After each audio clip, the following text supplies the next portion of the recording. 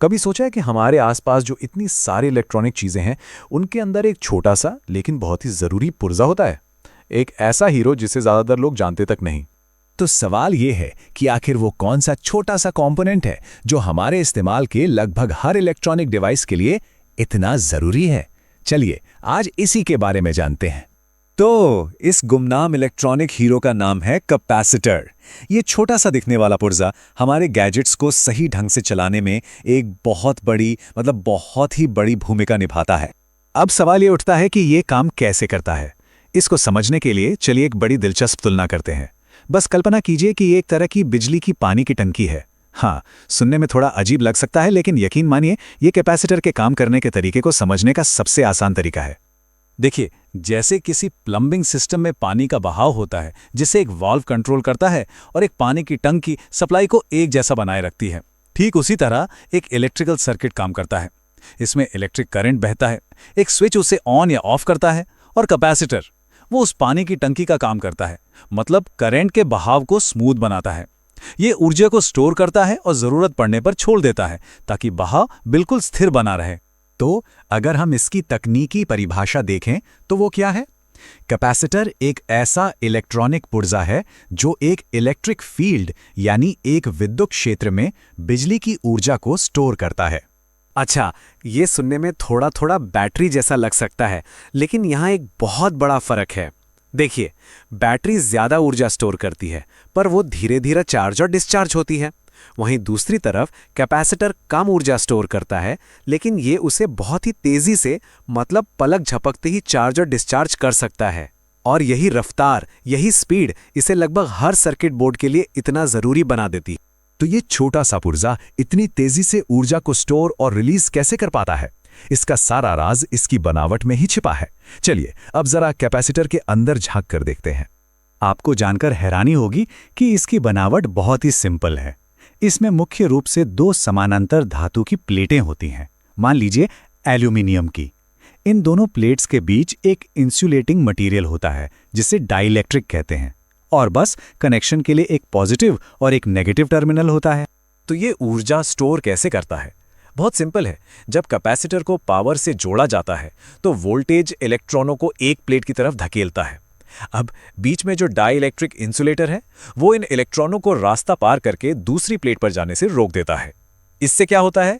पहली प्लेट पर negative charge जमा हो जाता है और दूसरी प्लेट पर अपने आप पॉजिटिव चार्ज बन जाता है। चार्ज का यही बंटवारा एक इलेक्ट्रिक फील्ड बनाता है और सारी ऊर्जा इसी फील्ड में स्टोर हो जाती है। चलिए, थ्योरी तो बहुत हो गई, पर असल दुनिया में ये हमारी मदद कैसे करता है? अब देखते हैं कि कैपेसिटर हमारी इस डिजिटल दुनिया को स्मूथ बनाने में क्या भूमिका निभाता है। इसका सीधा सा जवाब है लगभग हर जगह। आपके स्मार्टफोन के छोटे से सर्किट बोर्ड से लेकर छत के पंखे की मोटर, एयर कंडीशनिंग यूनिट और यहां तक कि बड़ी बड़ी इमारतों के इलेक्ट्रिकल सिस्टम में भी, सच कहूं तो ये वाकई हर जगह मौजूद है। आज के इलेक्ट्रॉनिक्स में इसकी सबसे जरूरी भूमिका है पावर को स्थिर करना। मतलब जो दीवार के सॉकेट से ऊपर नीचे होने वाली ऑल्टरनेटिंग करंट यानी एसी पावर आती है, उसे हमारे डिवाइस के लिए जरूरी स्थिर डायरेक्ट करंट यानी डीसी में बदलने में ये मदद करता है।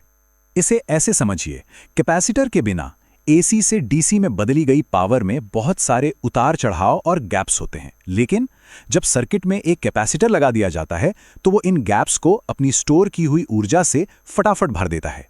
नतीजा, एक बिल्कुल स्मूथ स्थिर पावर सप्लाई मिलती है जो हमारे नाजुक इलेक्ट्रॉनिक्स को सुरक्षित रखती। ठीक है, अब थोड़ी प्रैक्टिकल बात करते हैं।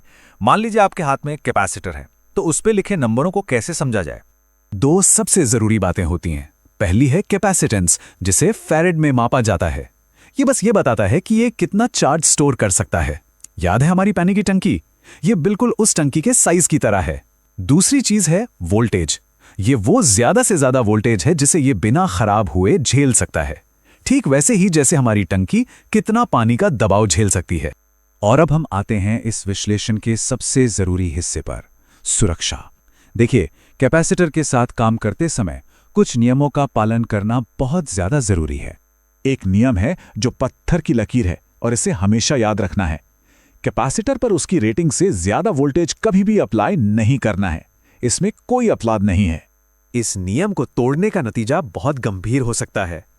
कैपेसिटर में सीधा सीधा विस्फोट हो सकता है।